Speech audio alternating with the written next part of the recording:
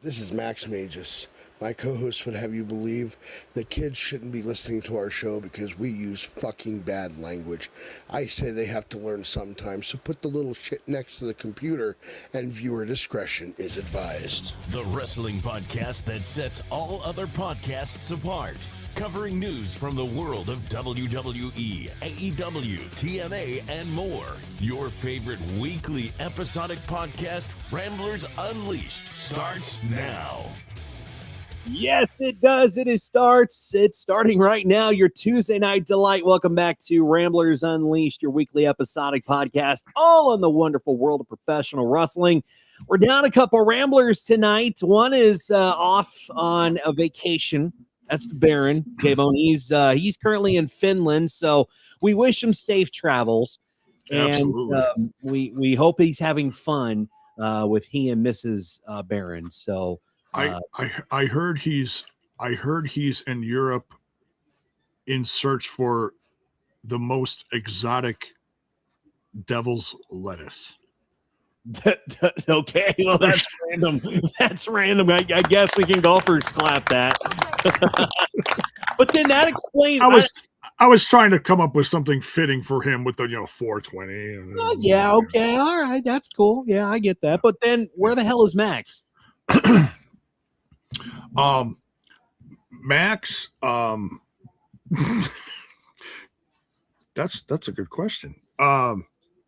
Damn it, Max, why aren't you here? No, I don't know. You come up with something for Max. Max is just exploring if he wants to bring back Chicago. Max is what I understand. Okay.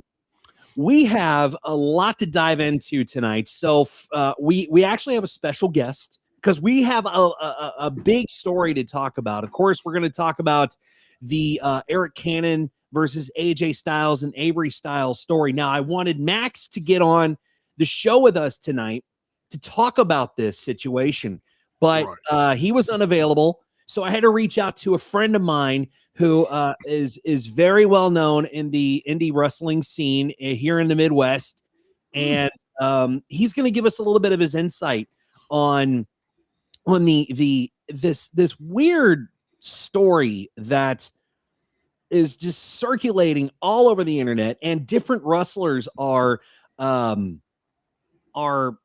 chiming in on this as well. Yeah. So we're going to talk to TJ Adams here in just a few moments, but first let me introduce what's his name again? His name is TJ Adams, and he's going to join us. Okay. He's going to join us here in just a minute. But first, let's introduce the man that is sitting right next to me. He has a plethora of wrestling knowledge, more than Tony Khan could ever muster up with his pinky finger. And big thank you to Mrs. Jaybone for allowing us to have his insight tonight. So, ladies and gentlemen, please, golfers, clap for the mighty, infamous Jaybone. Jaybone, how you doing, bud?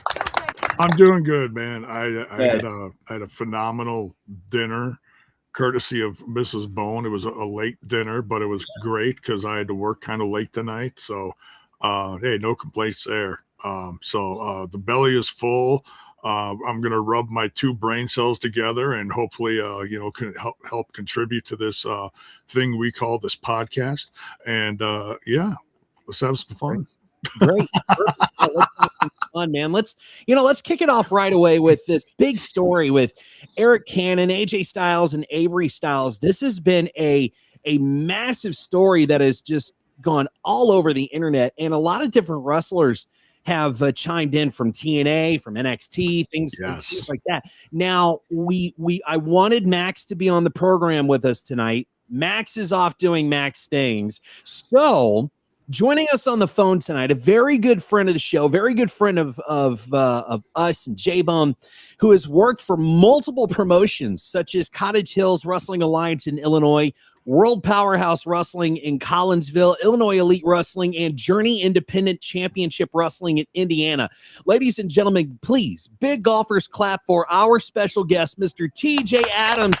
TJ, welcome to Ramblers Unleashed, man. Thanks for joining us tonight, brother. How are you? I'm doing good. How are you? We are doing just fine, man. So you have quite the knowledge of how the wonderful world of professional wrestling and the industry works, correct? Very, very much so. I've been a referee, I've been manager, I've been active talent, I've been GM, I've been promoter. I've done everything. You've done it all, man. So I'm very glad that you have joined us tonight, and thanks again for taking time out of your schedule for joining us. Not a problem at all. Appreciate you, man. So there's this war of words between Arik Cannon and AJ Styles over Avery Styles, and I want to catch you up on it because I know that you. Well, I trust me. I'm very well versed in everything going on. Perfect. So a very good friend of mine has chimed in on it himself. Yeah, absolutely. So let's give the listeners the scoop here, because if you don't know, and Jaybone, if you don't know either, Arik Cannon's war with AJ Styles over Avery Styles has just got a lot uglier because now Cannon is coming after AJ's fans too. So the drama started after Cannon accused Avery Styles of dodging setup work at a GCW show in Minneapolis. AJ fired back by saying his son was booked to wrestle, not work the ring crew, and Cannon called Cannon a quote jealous douche, end quote. Now Cannon then doubled down, claiming Avery had been asked twice to help with chairs, but he stayed in the locker room until the work was done. So now Cannon says the worst part about arguing with AJ Styles isn't AJ himself, it's the people who follow him. So, TJ, this has been an absolute war of words online. What's your perception of it? See, here's my thing. I'm going to have to take the side of AJ on this one, and that's only because a good friend of mine, multi-time world heavyweight champion, and TNA included, Moose, yes, said it best. And I've known Moose for about, 10, 12 years now. And he said that, on the independent scene, he was never asked to set up ring or chairs or anything like that. It wasn't until he got to television that he was started asked to do that. So I'm kind of in agreement with him on that, along with Lexus King, mm-hmm. who is Brian Pillman Jr., for those of you that don't know. Right. He said the exact same thing. He said that when he was on the independent scene, he was never asked to do ring crew setup, none of that. It wasn't until he got to, I think he said AEW, mm-hmm. was when that started. Now, go ahead. So he's like, just because one person's journey is this way doesn't mean that everybody's journey is going to be that way. That's absolutely right. Yeah. It's absolutely correct. So, another wrestler that chimed in too, that's got quite the pull in TNA is AJ Francis. He chimed in with this on Twitter. I don't know if you caught this. He said, quote, "Let me be clear. When I was in NXT, I set up and broke down the ring on every coconut show I ever did. I never once touched the ring on the indies, and none of these bitch ass wrestlers would ever say anything to me about it," end quote. Exactly. And for those of you that don't know what coconut show means, he's talking house shows. Okay. That's good to know. That's good to know. See, I'm glad you're here. Also, TJ, the Tennessee promotion NGW actually defended Avery. They released the following statement. They said they were impressed with Avery and that he was going very far. Even former LFG talent BJ Ray defended Styles. So like you said, man, there's a lot of wrestlers who are coming to the defense of Avery and why he didn't help stack chairs, because obviously it's not part of his job, right? See, here's the thing, okay? And it's no disrespect to Arik. Mm-hmm. 20-year, as I put up air quotes as I'm standing here, veteran who never made it past the indie scene. I've got friends that have been in the business 5 years and have already gone farther than Arik has. So, it's no disrespect to him. He was taught a certain way. It doesn't seem like that old school mentality is what works anymore. I've got a friend that wrestles in the NWA right now. She also works at JCW with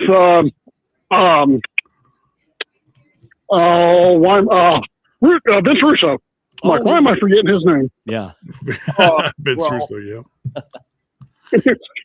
that's a name you tend to not forget. exactly. Oh man. Oh yeah, absolutely. I've got another friend who she's been in the business about 3 years, and her first match, she drove all the way down from Cleveland, Ohio, down to here to wrestle in front of a big crowd, and hadn't done it yet. She had just gotten out of wrestling school. She got told that she was never going to amount to anything. She might as well give it up. Wow. She has worked with the NWA. She's worked directly with EC3. They started up Exodus Pro with Billy Corgan. Yeah. She worked there. She worked there for a while.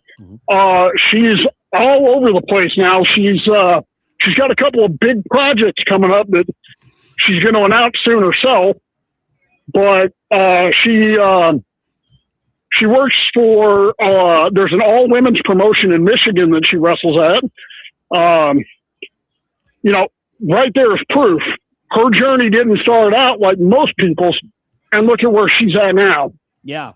It's got me thinking, and Jaybone, I know you got a question for TJ too, but it's kind of got me thinking that it seemed like Arik was, and I don't mean any disrespect to Mr. Cannon if he ever catches this podcast, but it seems to me that Arik was looking at a kid like Avery Styles and said, "You're just some punk ass kid whose dad was in the WWE, still is in the WWE, and seems, I don't know, maybe he looks at him as if he's privileged to or better than anyone else to help tear down rings or take chairs down or something like that." Here's my take on that one. Okay. Yep. He's a punk ass kid, as you said, of a absolute legend who started out in WCW, got offered a contract in WWE in 2001, took a bet on himself, went to Japan, made a name for himself over there, became the franchise of an up-and-start company in TNA, went from there, finally made it to the WWE, debuted in the Royal Rumble in 2016, is a Grand Slam champion and a Hall of Famer. Now, you tell me, who would you listen to more, AJ Styles or Arik Cannon? I mean, you have a great point there. You really do. I mean, we're talking about a guy who was unknown in 1999 until he started tag teaming with Air Paris. Yeah. Who went on to revolutionize the X Division. Who had, in my opinion, the greatest wrestling match of all time in 2005 at Unbreakable with Samoa Joe and Christopher Daniels. Yeah. Oh yeah, I gotta agree 100% on that one. That is absolutely one of the most iconic.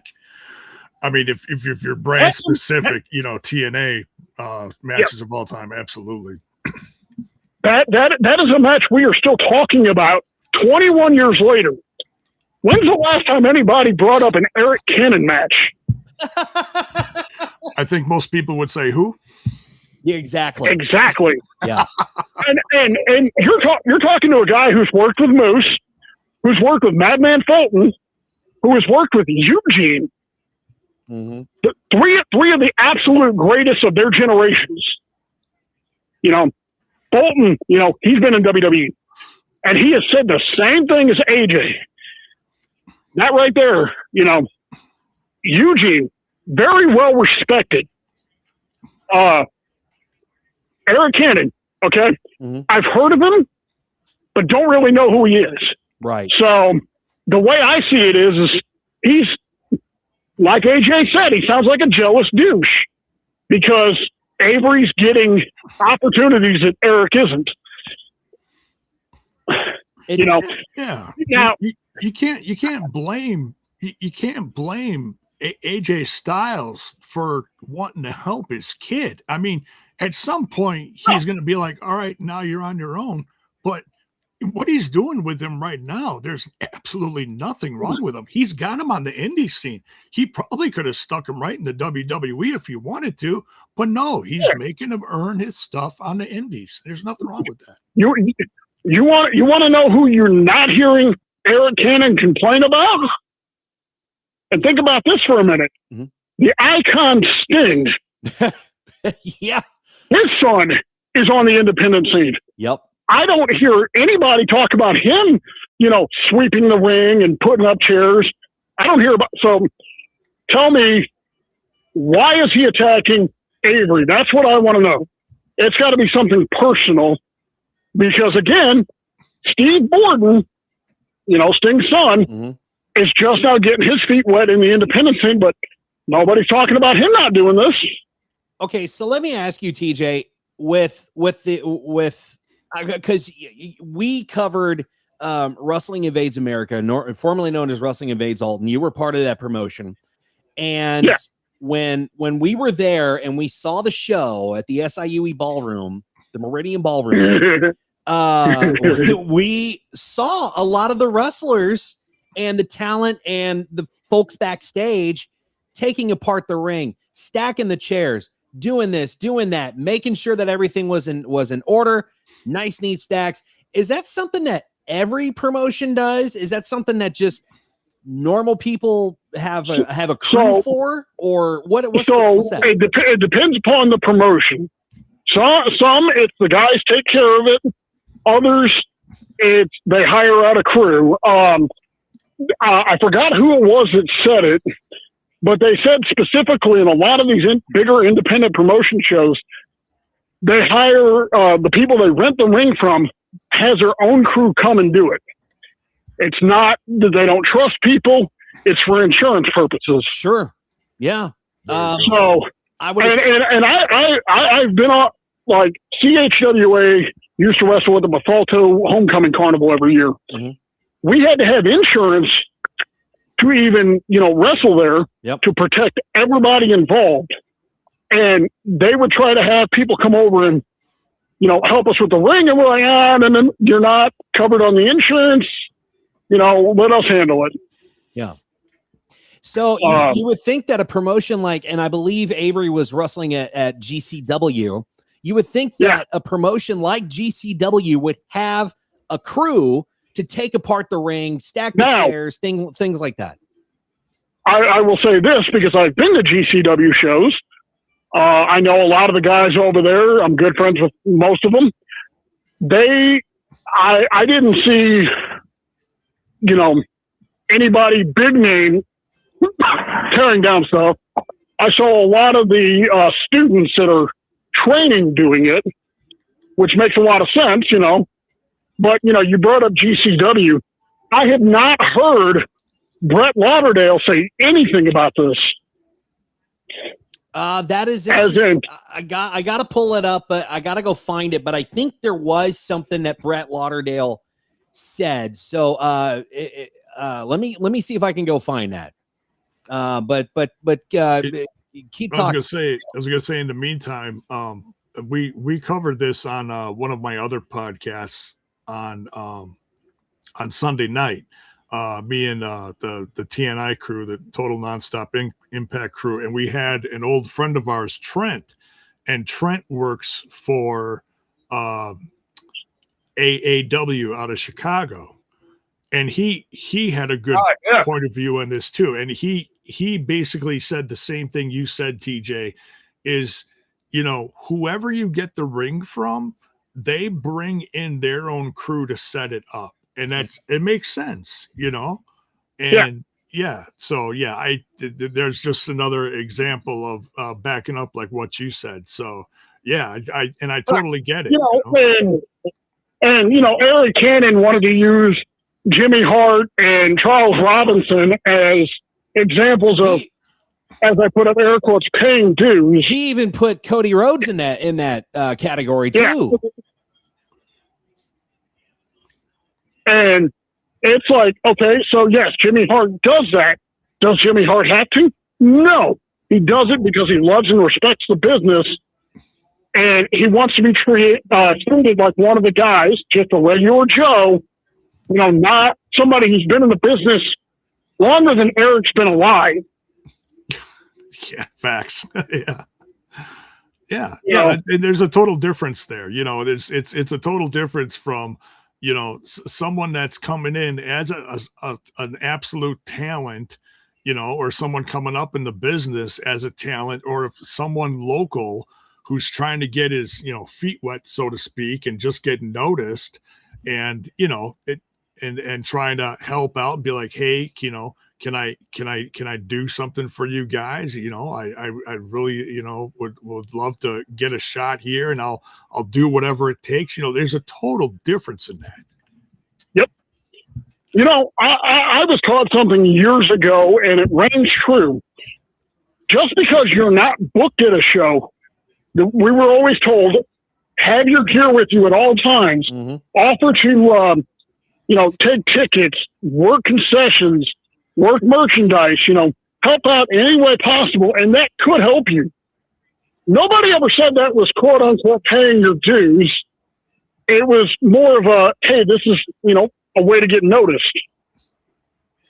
Yeah. Well, I mean, it's also just, I guess, gaining respect too from the boys in the locker room, from the boys and girls in the locker room. And that goes, I mean, honestly, that goes a long way. No, you're right. Jimmy Hart didn't have to stack chairs after doing a show. He did it because he respects and loves his business. I think AJ Styles and Avery Styles respect and love this business too. But you're not going to get experience taking down a ring and stacking chairs after doing a show in this wrestling industry. TJ, no, if AJ really wanted to use his pull or Avery, he could have got him into LFG season 4. Yeah. Avery could have skipped all of this and gone straight in to the WWE through LFG. Yeah. I don't recall anybody, speaking of LFG, I don't recall anybody harassing Elijah Holyfield, yeah. who had no inclination of what the business was like. He had no experience. Yep. His dad, Hall of Fame boxer. Yep. Elijah was a boxer. Again, second generation athlete. Nobody's giving him crap because look at what's happening to him. He's going to AAA. He's going to go work for The Undertaker. Yeah. Wow. So, again, what is specific? That's the thing that people need to ask. What is specific about Avery Styles? To me, it just sounds personal. It does sound personal. And I wanted to bring this up, what GCW owner Brett Lauderdale said. He was caught in the middle of this, and he said this on Monday evening. He said, quote, I respect Arik Cannon, and I respect AJ Styles, regardless of which side of the situation you're on. Avery Styles is a kid, and he deserves the same grace that would be afforded to any other teenager, quote unquote, being thrown into the deep end at this early stage of his career and life. He's going to make mistakes along the way, just as all rookies in this business will. But the difference is he will be held at a higher standard because of who his dad is. From talking to Avery personally, I'm certain he's going to learn from them all and continue to grow on his journey. He earned his spot on the show because I've never seen a wrestler with less than 10 matches under his belt show so much natural talent and ability. He was highly recommended and endorsed by people whose opinions I value. There is no privilege here. If he sucked, he wouldn't be here.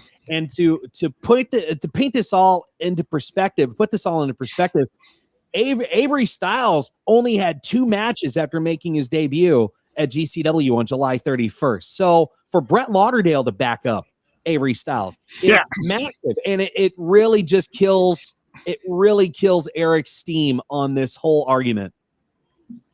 Yeah, and that's the thing. If Brett Lauderdale didn't throw Avery under the bus, that should really tell you. And again, it goes right back to what I said. Mm-hmm. To me, it's coming across as personal because Avery is getting opportunities that Arik, I guess, never got because, again, who is Arik Cannon? Again, yes, absolutely. Yeah. You ask the most diehard, wrestling fans, who is Arik Cannon? They're going to be like, who in the hell are you talking about? They're going to be like, let me Google him. So I don't know if he's just trying to, and I mean, this could very well be what it is, and everybody's just taking it as he's trashing AJ and Avery. This could be all one big storyline and setting up for a match between Arik and Avery. It could be. Abs, I was about to ask you that. Do you think that this is a work? It very well could be. Oh, wow. I didn't even think of it. But yeah, that's possible. Absolutely. Here's a prime example. I'll give a little, history into something that I did. So a couple of years ago at CHWA, we had a show at Gordon Moore Park. Mm-hmm. Because we like to do one free show a month for the fans. Yeah. I'm in a tag team title match. We didn't tell anybody the finish, what was going to happen, none of that. And the look on everybody's face when myself and my tag partner turned on our brothers in our faction, and we beat the unholy hell out of each other for over a half an hour. Mm-hmm. It looked so realistic that by the time we got backstage and we were all high-fiving, our own cameraman looks at us and goes, "Are you f***ing kidding me?" He goes, "We thought y'all were killing each other." Oh my gosh. Nice. That's awesome. Yeah, that's when the best stuff happens, is when it comes out of nowhere and the whole crowd is just gasping or dead quiet like what? Yeah. And another example from personal experiences, I had a street fight with my buddy Jeff, who was trained by the Rock and Roll Express out of Mississippi. Mm-hmm. Okay, very old school. Mm-hmm. We didn't tell the guys what we were going to do.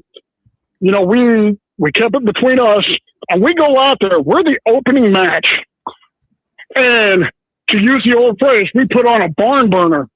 Yeah. We beat the shit out of each other for almost 40 minutes. I'm 6'2", 260 pounds. Yep. I'm running off the wall and hitting him with sliced bread. Okay? I'm a big dude. I should not be able to flip and do something like that. Nice. That's awesome. So we beat the hell out of each other so bad. People in the comments section were like, "Somebody call the cops. They're going to kill each other." Like, we're bleeding. The match is over. We're still fighting all the way to the back. We get to the back and we collapse. And all of a sudden is we have 10 of the guys in our faces going, "What the hell was that? Where did that come from? You guys just took match of the night and we just started. You guys have upstaged the main event already." Nice. That is fantastic. Like that was a great moment, Sure. Well, yeah. To me, like I said, it either sounds like it's something very personal because Arik didn't get the things afforded to him that Avery is getting, or we're going to see maybe GCW versus wherever Arik is predominantly at.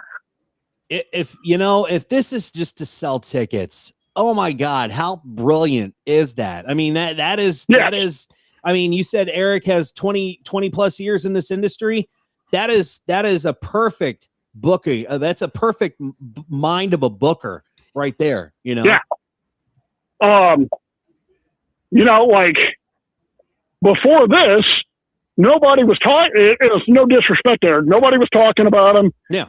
Everybody was, the big thing online was, "Oh my God, Baron Corbin debuted back on SmackDown." But wait a minute, he's still in MLW. What's going on? Yeah, it's because the footage is like 5 months old.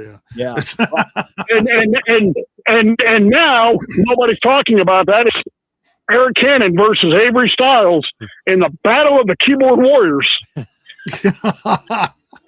We're going to definitely have to keep an eye on this situation to see if anything else blows up from it. But TJ, man, thank you so much for joining us tonight and giving us your perspective on it. And again, go ahead.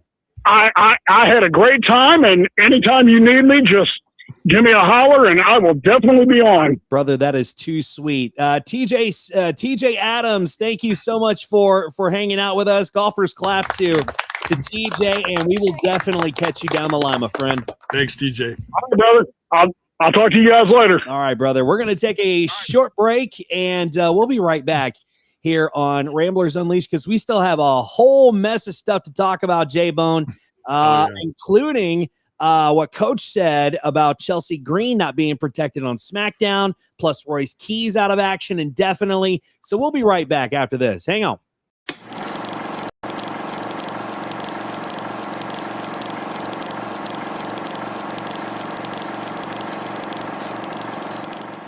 Hey, what's up? It's Dizzy from Ramblers Unleashed. And do you find yourself missing the Ramblers between episodes? I wouldn't call it missing us. Oh, come on, Max. Our listeners might say otherwise. Oh, sure. Let's trust their opinions. I mean, they are the ones who tune in every week. We should consider their opinions. All right. I guess you have a point. Speaking of, did you have a point at the start of this? Oh, yeah. Thanks for reminding me. Don't blame me for this. Look, if you miss us between episodes, you can always listen back to past episodes and check out our reels on youtube.com/Ramblers Unleashed. They can? I suppose next year you're going to tell us they can chat with us on Discord as well. Hey, funny you should mention that. Find the Discord link in the description of our videos. Hey, nice shameless plug. Oh, thank you.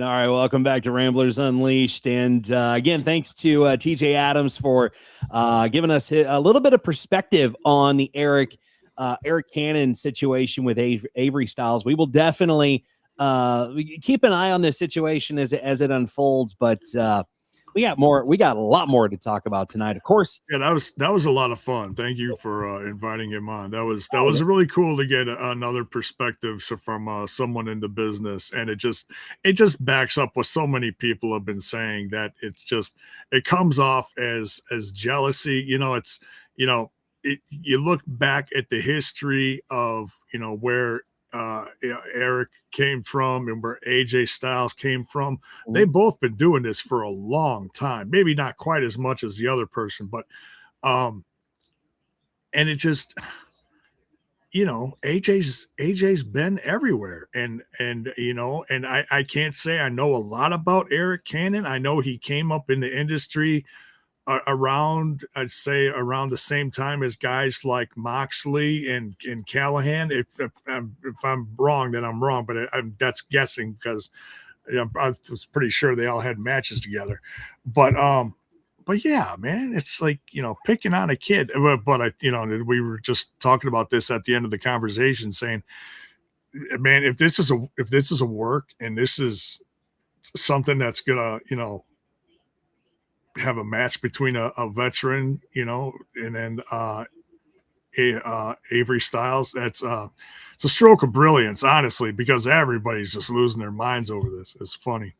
It is, but if it's not, though, it just shows how sad some wrestlers and people in general can be as far as their jealousy goes and things of that nature. So, I mean, it does sound like a good storyline. You're absolutely right. This sounds like a fantastic storyline. It paints a perfect picture for Avery to be a good face and Arik to be a bad heel.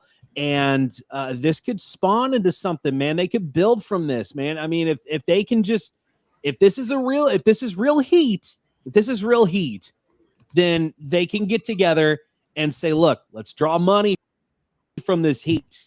Let's draw money. Let's do a pay-per-view. Let's build something off of this because this is hot. People are talking about this. You've got other wrestlers talking about this too. So if they can do something with this, man, that would just be phenomenal. And pun intended. Oh yeah. You know? Yeah, pun intended. Yeah, yeah, man. It's look, and I can't say I've. Now you said he's only had what, a handful of matches? Yeah, he's only had 2 matches since I believe July 31st. Holy crap! Yeah, Because I saw a clip, and I'm sorry I can't say I know who he had the match with, because this is still all really new to me as far as seeing AJ Styles, son. Mhm. But I saw a clip on YouTube, just doing a little research, and oh man, it's like watching AJ Styles from frickin' 2002, 2003 in the early days of NWA TNA. Yeah. Avery Styles gets Irish whipped into or towards like the ring barrier, and he slides underneath it just like his dad did 20 plus years ago, jumps up back towards the guy, jumps up on top of the railing, and does the what is it called, the phenomenal forearm or whatever they called it that AJ did. Avery did it the exact same way. I was like, what? It's mind-blowing how good this kid is already. Now granted, he's got a long ways to go, but man, the potential this kid has is just wow, man. Sometimes it's just natural talent that comes to a wrestler, and he's got the genes, man. He's got those genes. There's a lot, dude. There's a lot of jealousy that goes into this industry too. People, one kid gets a push, the other kid doesn't, the other guy gets another push, and the other guy doesn't, and somebody winds up with a belt, and they all want to go after that one guy, and they don't believe that maybe he deserves it, or maybe that he hasn't worked hard enough to get there. Either way, you make your own story, you write your own story, and it sounds like Avery has a lot of fans that are wrestlers and fans alike, who are pulling for Avery. We're pulling for Avery, but we also want to see this maybe be a storyline, dude, because that is a fantastic storyline. So it's wild. It's wild. Yeah. And there's so much discussion nowadays, big picture wise, of the difference between watching a young kid come up in the industry now compared to way back in the tape trading days, when it was like you were like lucky to like watch someone that was wrestling on the other side of the country somewhere, coming up in the business, someone out of LA or someone from New York, and you're in the Midwest and you don't have a chance to go to these shows. And the difference is now I know a lot of people, say, oh, social media is so toxic. It is. There is a lot of toxicity, as the song says, toxicity, in social media. But man, there are bonuses to it, absolutely, in a situation like this, because we can all watch this kid, because someone's going to be, everyone's going to be taping these shows, taping clips, matches of this kid coming up in the business, and we can all watch from afar and enjoy it. And we're blessed to have these opportunities. It's like, okay, I don't know if I'm ever going to be able to see this kid live, but man, we can all watch it through social media and be like, holy crap, look at what this kid's doing, and watch what AJ Styles is helping his son. And man, dude, it's awesome. Yeah, absolutely. We're going to keep an eye on this situation, and if anything else happens, we will definitely let you know. One other big piece of news, Jaybone, is on Monday Night Raw. They announced that Royce Keys is out of action for a little bit. Keys suffered a bruised larynx and cervical strain following his attack on Raw last week by the hands of Jacob Fatu. It was then confirmed that he will be out indefinitely, because it sucks. He was getting a major push, and sometimes, Jaybone, we've seen this happen. It's hard to come back from an injury and get that same push right out of the gate? Honestly, I know I heard the announcement when they made it. I think it's a work. I think I think they're selling. Yeah, because you got to look at who did it to him. Yeah. They're pushing this this new finisher of sorts. Honestly, it's an iconic finisher that Jacob Fatu is using, because they're basically making it sound like something that's been banned for decades and now it's back. And if you take a close look at Royce Keys when he was like coughing up blood, I don't think that was blood. I think that was a capsule, but damn it. I mean, they sold the hell out of it. They put him on a stretcher. They wheeled him out. It looked great. I mean, they couldn't have done it any better. But I'm not too worried about it, because I got a feeling this is all stuff that's going to build to the hell's that pay-per-view? Survivor Series. Survivor Series, yeah.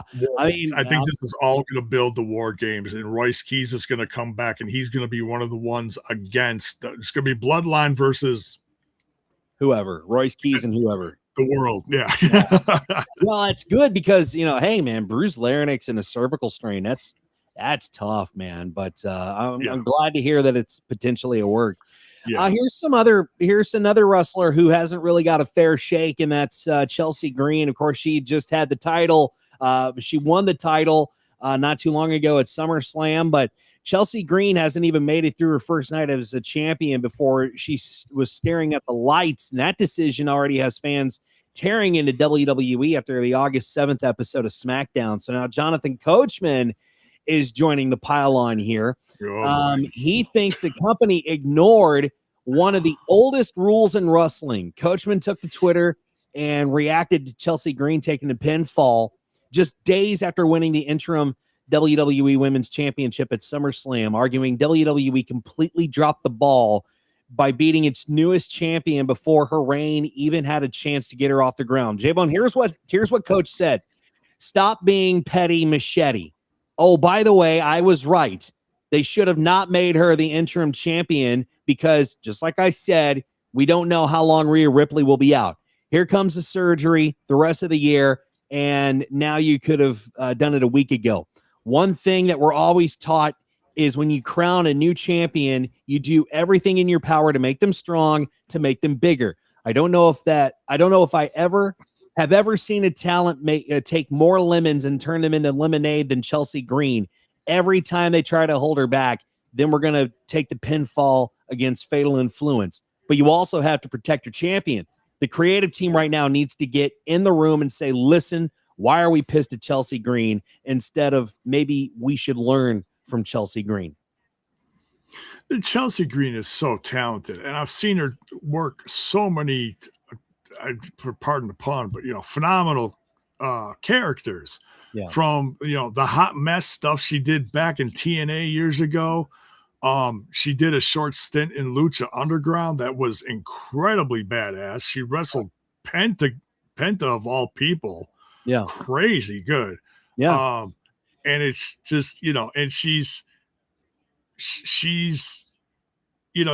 this dopey character that everyone has grown to love and root for, who's been like this big underdog, and she's had some success. It's just, it sucks because she's nice. I hate using this term, but she's had so many injuries, dude.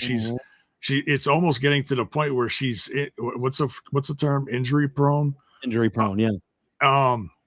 And I didn't hear like what happened to her, but I did hear she got banged up or something. What do we know what happened to her? Or? I don't know what happened to her off the top of my head, but I was about to ask you, man, do you think Chelsea Green is just WWE's punching bag, or do you think they're setting her up for something bigger? I really hope that they're setting her up for something huge. I think a lot of people just don't know what they have in her, and it takes a whole whopping half an hour on YouTube to see what she's done before, to see, like I said, to see the characters she's worked before, and how great they are. And it's like, man, she part of me really wants to see the hot mess come back and just like a different version that she had in TNA, because holy cow, she could do this whole like, oh, I was United States champion and I'm all this and all that, and then and if you noticed, something didn't come to the light of day, but it was about to, and then they went to they went to the whole fatal influence thing. Something was about to happen between her and Tiffany Stratton, and I was like, oh boy, what's this happening? And we didn't find out what it was.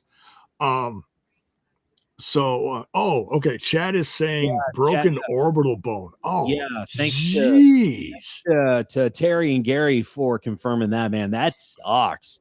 That the one thing that pops in my head as soon as you say that is, I know I'm pretty sure Austin Aries had the same damn thing, and they stuck a steel plate in his face. Yeah.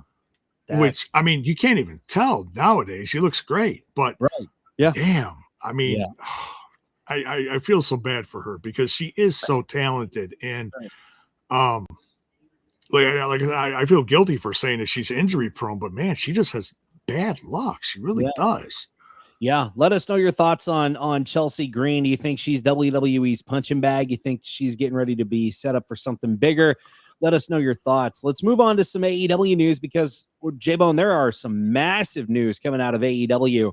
Kofi Kingston and Xavier Woods may not be planning to bring the New Day fans straight into AEW forever, but behind the scenes, the pair may have something completely different they finally want to try. So speaking during the August 11th edition of Self-Made Sessions, Self-Made Pro separated what he's actually heard from his own prediction about how Kingston and Woods could initially arrive, Jaybone. He said his gut feeling is that AEW will lean into the familiar New Day presentation at first and give fans a reunion they've been waiting for. But what comes after that is where things get considerably more interesting.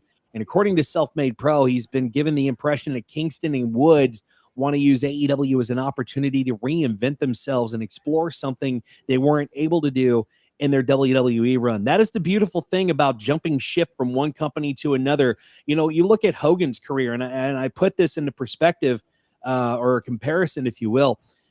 And I just watched the documentary. I'm watching the Mr. McMahon documentary, and they just talked about this. You know, when Hulk Hogan was in the WWF, Vince McMahon never wanted to turn him heel. But when he first arrived, he was heel. And then Vince said, hey, we can make money off of you if you go face. So he was face in the company for years and years and years. And then after his gradual downfall, he decided to jump ship to WCW. And look what happened. We have the infamous Bash at the Beach that took place. He hit the leg drop on Macho Man, turning him heel, creating the New World Order. And that went down into one of the best heel turns and faction creation in professional wrestling history. So True. Kofi and Xavier have a massive opportunity now if AEW books them right. Let me put that into perspective too. I need to bring up, they have to book this right. AEW, if you're watching this, book this correct. Listen to Kofi, listen to Xavier, listen to your people backstage. If you really want to reinvent the NWO, you're never going to do it. But if you want some mild success like the NWO and WCW had, book this right. Please, Jaybone. Hell yeah, man. I'm excited to see what they do. And look, it is as iconic as the whole New Day thing was. Yeah. And they became one of the most successful tag teams of this generation. Some would say of all time, maybe. They have a chance to do something fresh. And I mean, and I don't know what, I mean, they did some heel stuff. They did the big, baby face New Day, who, you know, everything, you know, the boot, was it the cereal Bootios or whatever? I don't know. Videos, yep, yeah. Yeah. You know, they did all sorts of stuff. And I don't know where they go from here, but I'm excited to see what they do, and I'm excited to see what a lot of these free agents can do. I'm just switching gears for a second. Yeah. Tommy End, you know, aka Aleister Black, just released a promo, and he shaved his head, and he looks badass, man. And I don't know where he's going to show up. I don't know what he's going to do next, but man, I can't wait. If they do something with Kofi and Xavier, something similar to what Scott Hall and Kevin Nash did as the outsiders coming in to WCW from WWF, they didn't know who they were. The announcers played it up. They didn't know who they were. They said, wow, these guys have bats. They're coming in to take our talent out. What are they doing? And then we get into the New World Order thing. And again, you have an opportunity, AEW, to take your paintbrush on a clean canvas and do something beautiful with this, with Xavier Woods and Kofi Kingston. No matter what you rename them, it doesn't matter. As long as you book this correctly, and I'm looking at you, Tony Khan, as long as you can book this directly, this could be monumental for your company, and this could put asses in seats, and that's what you want to do when you have something, when you have the talent of Xavier Woods and Kofi Kingston. I'm excited to see what shit. I may even tune in, Jaybone, to AEW to see what's gonna happen when they do finally make their debut and they become all elite. I'll admit I am a little more curious lately because I want to see, you know, if and when some of these free agents show up in some of these places. I'm really excited, and I think we've talked about this a little bit. The Motor City Machine Guns. I'm happy they went to AEW. I know there's a lot of TNA fans that said, "Oh yeah, they're going to come back to TNA." And honestly, as fun as that would have been, what are they going to do? You know, they'd have a couple matches.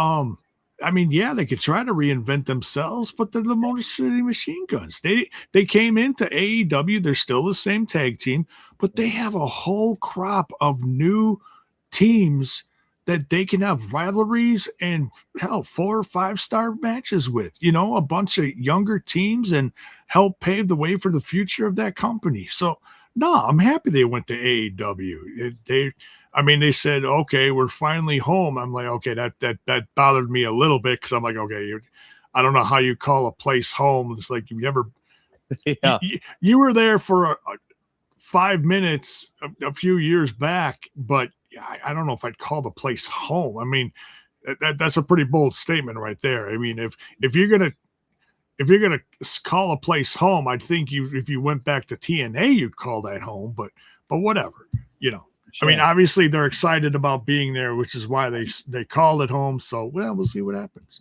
Touché. Speaking of TNA, let's jump ship over there and talk a little Steve Maclin. News on him has surfaced following his TNA departure. Jaybone, his next stop is Maple Leaf Pro Wrestling.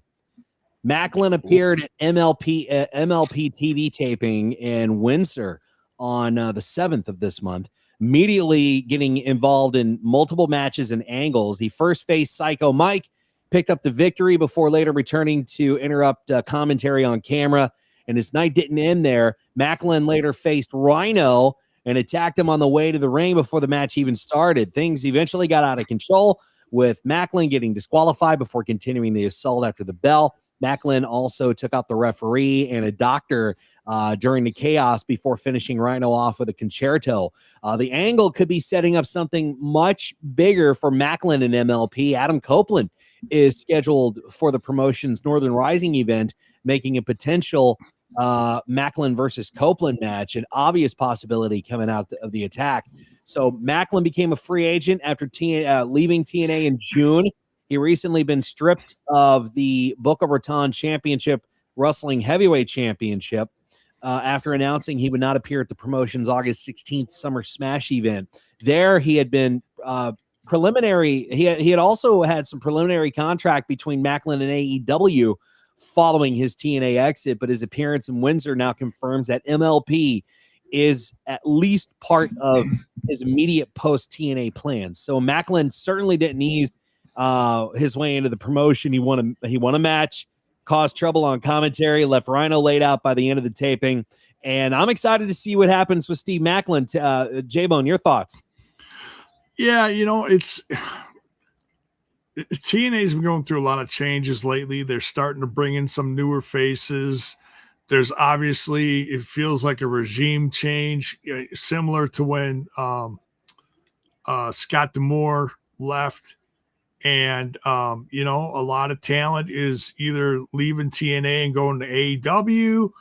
Few people are going to WWE. A lot of them are going, we'll say, up north to Maple.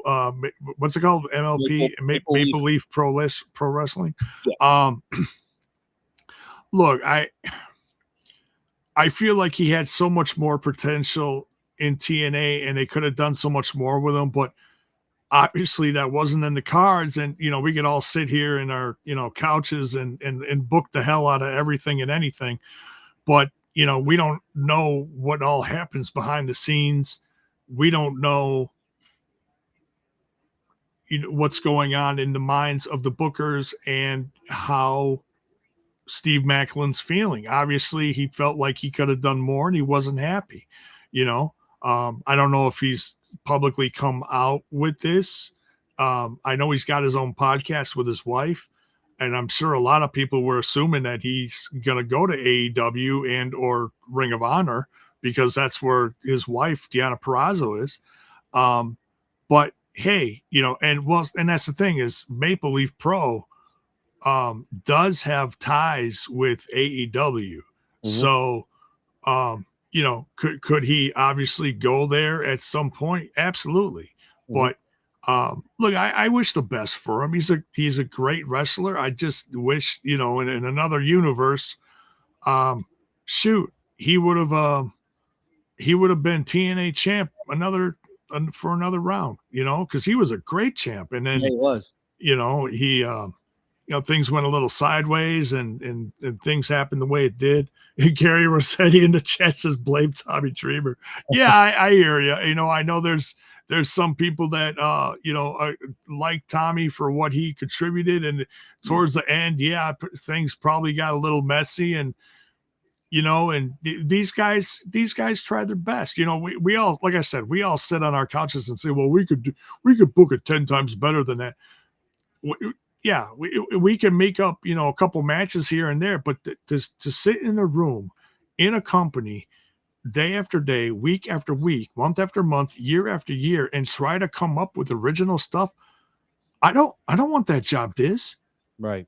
I don't want, and at some point it's, it's probably hard. I mean, hell, look at what happened to Road Dogg. Road Dogg was doing fine, but at some point when you're booking for the same brand and you got the same people after a few years, it's hard to come up with original shit. Well, let's be real. Yeah. And Terry made a really good point in the chat here. He said ROH isn't the same. It kind of feels like AEW Dark now. And it does. I mean, I remember ROH, man, it was a promising promotion until it was fun. It got into the wrong hands, and now AEW has control of it, and AEW is not pushing it the way that it needs to be pushed. I mean, ROH could have been the next NXT. It really could have been the next developmental promotion for these upcoming talents if ROH was ran correctly, if it wasn't ran right into the ground because of greed or whatever happened. And it's just really, really sad that we don't really see much of Ring of Honor anymore. And it's tough because I loved watching these young bucks in the Ring of Honor and making their way, doing what they love to do. Hopefully maybe get a shot in WWE at some point. But it's just really sad what ROH has turned out to become. Yeah, it ain't the same. It definitely ain't the same. I mean, I didn't love everything about the original Ring of Honor, but let me tell you, man, when they got that first that syndication TV deal, and they had the stuff going on with Eddie Edwards and oh God, I can't think of the guys. Who was he in the tag team with, like back then? And then they had the rivalry, and they were going back and forth. This guy was champ. That guy was. Someone's going to come up. Thank you. Yes, yeah. Davey Richards. Yeah. Davey Richards. You had guys like the Briscoes. Oh my God, I miss Jay Briscoe so much, man. Him and his brother were some of the most fun. They had rivalries with the Young Bucks. They had rivalries with the world's greatest tag team when Charlie Haas and Shelton Benjamin were in Ring of Honor in 2012. When they hit TV, dude, that was one of the best tag team rivalries of that year. It was amazing. They had the rise of oh God, Sami Zayn's character in there. Oh yeah, El Generico. Thank you, dude. I'm just brain farting tonight. I've been it's hot. It's hot in here. I'm sweating buckets. Him and Kevin, Steen Owens. Yeah. And, dude, there was so much stuff back then. Sinclair broadcasting days. Broadcasting days. Right. I mean, they definitely helped it out. But this is another great point from Terry. Viva. He said ROH used to be the promised land of indie wrestling, much like Ohio Valley Wrestling was back in the day. When you had John Cena, you had Batista, you had Brock Lesnar come from Ohio Valley Wrestling, and they made it into the WWE. I wish that they could revive Ring of Honor and make it the launch pad for professional wrestling, no matter where they want to go. If they want to go to TNA, AEW, if they want to go to WWE, no matter what, make Ring of Honor, give it some honor, man. And make it stand out as one of the top launch pads for these young talent that are coming in that really want to do something in this industry.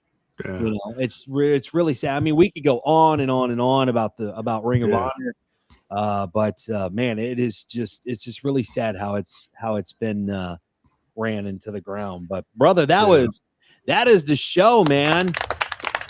And shout out to Fuzzy Dunlop from Scotland, man. Appreciate you checking us out. If you are new here, please consider hitting the subscribe button and hitting that bell icon. Hit the like button on this video, on our other videos, our shorts. Boy, our shorts are getting some massive attention, Jaybone. And dude, if you haven't, the Nick Aldis one is what, between 4 and 5K. It's mind blowing. It is very mind blowing. So we thank you for checking us out, for making us a part of your evening. We certainly do appreciate you. And Max Magius will be back again hopefully next week.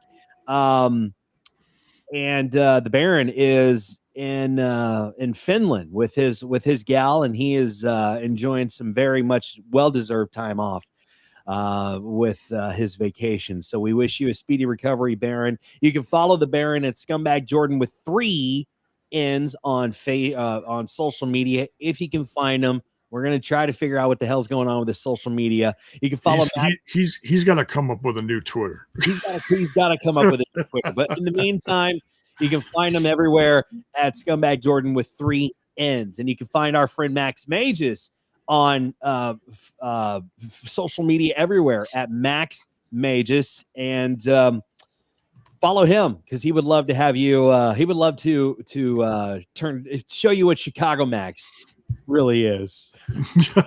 Honestly, I'm still learning what this Chicago Max is. Oh, brother, you're in for a treat. He's gonna have to break it out for you soon. All right, Jaybone, how can I follow you, sir?